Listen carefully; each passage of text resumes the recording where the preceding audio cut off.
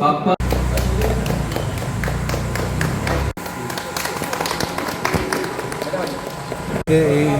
যে স্বাস্থ্য শিবির হচ্ছে, এটা জয়রাধে সেবা সমিতি, আপনারা জানেন শিলচর শহরে জয়রাধে সেবা সমিতি সবসময় নানান সোশ্যাল ওয়ার্ক করে থাকে। তো আজকে এখানে জয়রাধে সেবা সমিতির স্বাস্থ্য শিবির আয়োজন হয়েছে আমাদের দুর্গাবাড়ি ট্রাস্টের সহযোগিতায়, এবং জয়েন্ট ডিরেক্টর হেলথ আমাদেরকে অনেক সাহায্য করেছেন। এখানে আপনারা দেখতে পাচ্ছেন রোগীরা কন্টিনিউ আসছে। আমাদের আশা প্রায় 150 থেকে 200 উপরে এখানে আজকে এই পরিষেবা আমাদের এই অঞ্চলের মা বোনেরা গ্রহণ করতে পারবেন। আজকের এই স্বাস্থ্যসেবায় জেনারেল মেডিসিন এবং শিশু রোগ বিশেষজ্ঞ ডাক্তাররা এখানে আছেন উপস্থিত, ওনারা দেখছেন। তো আজকে এই যে আবহাওয়া, এই আবহাওয়াতে আমাদের এখানে আশেপাশে অঞ্চলের অনেক মা বোনদের বা ছোটো বাচ্চাদেরও নানান অসুখ দেখা দিয়েছিল। তারই প্রেক্ষিতে আমরা এই উদ্যোগ নিয়েছি, এবং আগামীতে আরও বড় করে চক্ষু পরীক্ষা শিবির তথা ডায়াবেটিস এরকমভাবে আমাদের ক্লিনিক করার ইচ্ছা আছে। তো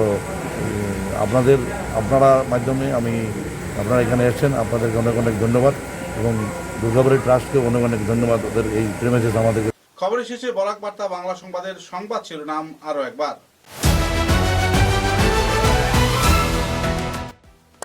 বরখলা মণ্ডলের পক্ষ থেকে ভারতীয় জনতা পার্টির বরখলা বিধানসভা কেন্দ্রের বিধায়ক কিশোরনাথকে দেওয়া হলো সম্বর্ধনা। এলাকা জুড়ে আনন্দের পরিবেশ।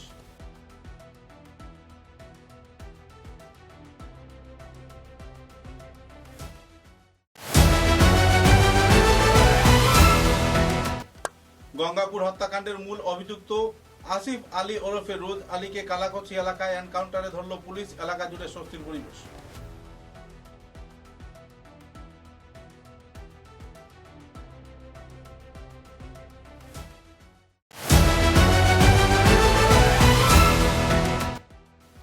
কালাইন পুলিশ থানার অন্তর্গত দিগরখাল এলাকায় পুলিশ প্রশাসন গোপন সূত্রের ভিত্তিতে প্রায় 1,05,00,000 টাকার ড্রাগস করল জব্দ। 2 অভিযুক্ত গ্রেফতার।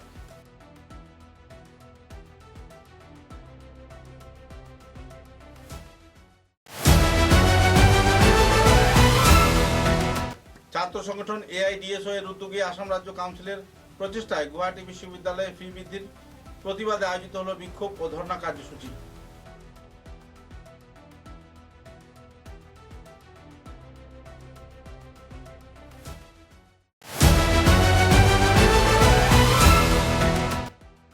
শিলচর শহর জুড়ে চলছে ড্রাগস সেবনকারীদের দৌরাত্ম্য।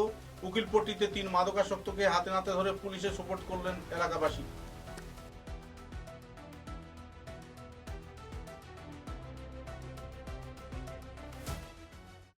এখনকার মতো বরাক বার্তা বাংলা সংবাদ এ পর্যন্তই। নমস্কার।